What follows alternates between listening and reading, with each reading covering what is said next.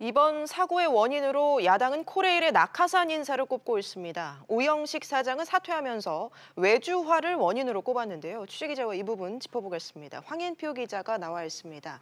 황 기자, 네. 이 코레일의 낙하산 인사 실제로 많았습니까? 네, 먼저 그 코레일 역사를 한번 들여다보겠습니다. 원래 철도청이었다가 이제 2005년에 철도공사로 바뀌었는데요. 마지막 철도청장이 자리를 물려받아서 초대 사장이 됐고, 이어서 2대 사장이 된 사람이 이 삼선의 이철 전 국회의원이었습니다. 철도와는 거리가 먼 정치인 출신 사장이 이제 오게 된 겁니다.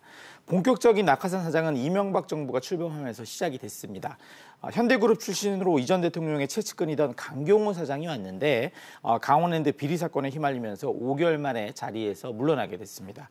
이어 4대 사장으로 허준영 전 경찰청장이 오면서 또 한 번 낙하산 논란이 불거졌고요.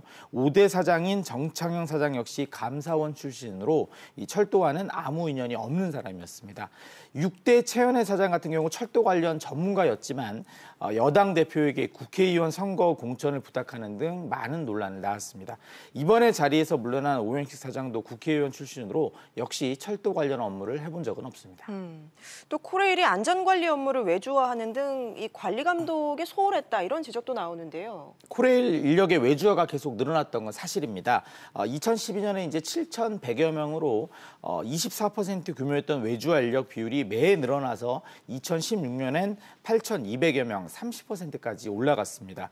특히 외주화된 인력 중 차량 정비와 시설 유지 보수 등 안전과 관련된 핵심 업무를 담당하는 인력 비중만 2,600여 명, 31%나 됩니다. 이 코레일은 2004년에 그 KTX 승무원을 시작으로 해서요. 선로와 전철선 관리, 정비까지 그동안 계속해서 외주화 확대에 집중을 해온 게 사실입니다. 네. 또 2016년 말엔 이 KTX 정비까지 외주화를 하려고 했었는데 당시에 그 용역 규모만 1,200억 원에 달했습니다.